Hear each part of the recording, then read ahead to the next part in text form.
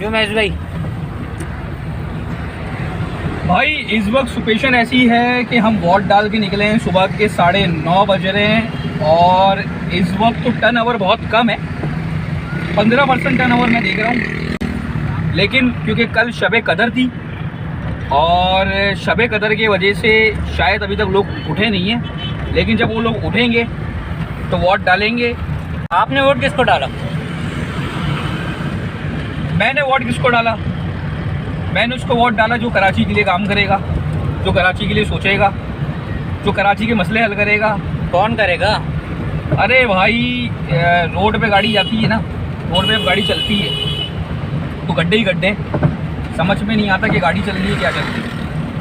तो जो गड्ढों को भरेगा मैंने उसको वोट डाला है,